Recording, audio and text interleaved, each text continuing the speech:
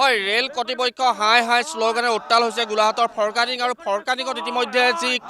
crossing আছিলে তাৰ যিখন ৰেল গেট আচলতে বন্ধ কৰি দিয়াৰ ফলত স্থানীয় যিসকলৰ দোকান পোহাৰ আছিল তেওঁলোকৰ যথেষ্ট অসুবিধাৰ সন্মুখীন হ'ব বা স্থানীয় লোকসকল অসুবিধাৰ সন্মুখীন হ'ব যাৰ পৰিপ্ৰেক্ষিতত আজি দেখা গৈছে গোলাঘাটৰ ফৰকাটিঙত কেইবাটাও জাতীয় দল সংগঠনে আচলতে তীব্ৰ প্ৰতিবাদ সাব্যস্ত কৰিছে পৰিৱেশটো কামচোন জয়ন্ত ফুকনে দেখুৱাব আমি কৈছোঁৱে যে ফৰকাটিং আঞ্চলিক ছাত্ৰ সন্থাৰ উদ্যোগত অসম জাতীয়তাবাদী যুৱ পৰিষদ অসম চাহ জনজাতি ছাত্ৰ সন্থাৰ ফৰকাটিং উপশাখাকে ধৰি স্থানীয় যিসকল লোক তেওঁলোকে আচলতে প্ৰতিবাদী কাৰ্যসূচী ৰূপায়ণ কৰিছে আমি পোনে পোনে তেওঁলোকৰ লগত কথা পাতিম আৰু যিহেতু তেওঁলোকে এই যি ফৰকাটিং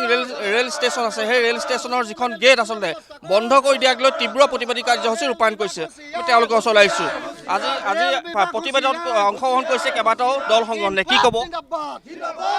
হয় আমি এখন বিচাৰিছিলোঁ আমি অভাৰব্ৰিজখন বিচাৰিছিলোঁ স্পষ্ট কথা আমি যেতিয়া এই ৰাস্তাসমূহ যেতিয়া জাম হ'ব ট্ৰাফিকৰ কাৰণে আমি এখন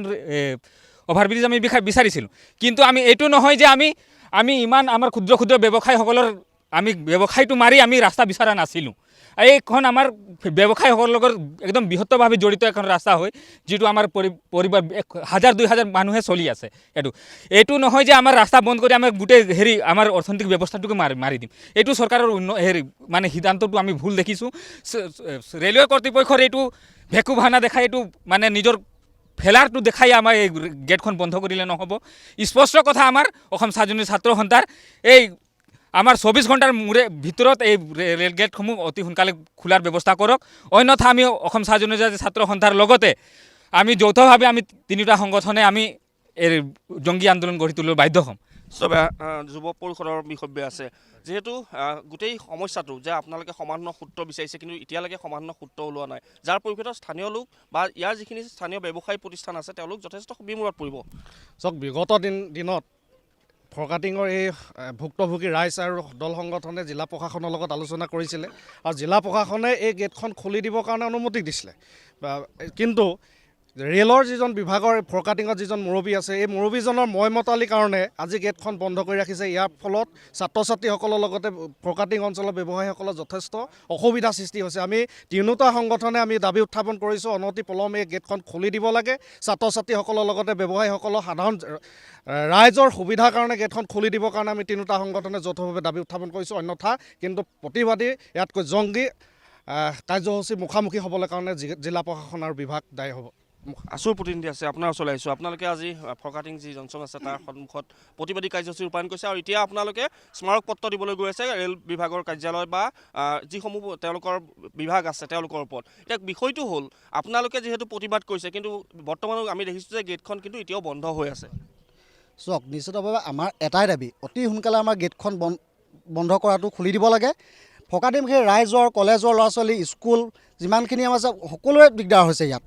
আমাৰ এটাই দাবী 24 ঘণ্টাৰ ভিতৰত আমাৰ গেটখন খুলি দিব লাগে অন্যথা আমি ইয়াতকৈ তীব্ৰ গণতান্ত্ৰিক আন্দোলন গঢ়ি তুলিম ইয়াৰ বাবে দায়ী হ'ব ৰেল কৰ্তৃপক্ষ স্থানীয় ৰাইজ বা সংগঠন নহয় আৰু আমাৰ এটা আহ্বান যেতিয়ালৈকে আমাক গেটখন খুলি নিদিয়ে তেতিয়ালৈকে ফৰকাটিঙৰ যিমান কাম চলি আছে চব ৰেলৰ কাম বন্ধ হ'ব লাগিব আমাৰ এইটো এটা দাবী কি ক'ব গোটেই বিষয়টো কি ক'ব আমাৰ মুঠতে এটাই দাবী আছে অতি সোনকালে আমাৰ গেটখন খুলি দিব লাগে নহ'লে কিন্তু আমি ইয়াতকৈ তীব্ৰ গণতান্ত্ৰিক আন্দোলন গঢ়ি তুলিবলৈ বাধ্য হ'ম ইয়াৰ কিন্তু জগৰীয়া হ'ব ৰেলৱে কৰ্তৃপক্ষ এই পৰিৱেশ আৰু কেইবাজন জয়ন্ত ফুকনে দেখুৱাব সমগ্ৰ পৰিৱেশটো আমি কৈছোঁৱে যে যিসকল স্থানীয় লোক তেওঁলোক যথেষ্ট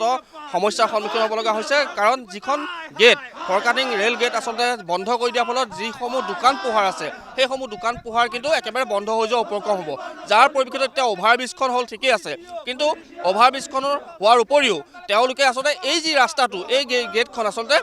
বন্ধ কৰি দিয়াৰ পৰা বিৰত থাকিবলৈ ৰেল কৰ্তৃপক্ষক কেইবাবাৰো দাবী উত্থাপন কৰিছিল তাৰ পৰিপ্ৰেক্ষিতত আজি দেখা গৈছে তিনিটা সংগঠনে আচলতে তীব্ৰ গণতান্ত্ৰিক প্ৰতিবাদ কাৰ্যসূচী ৰূপায়ণ কৰিছে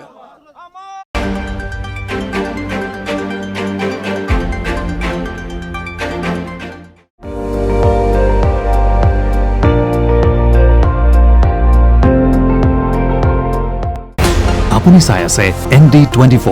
সৰ্বশ্ৰেষ্ঠ নহয় সৰ্বোত্তমৰ দৌৰত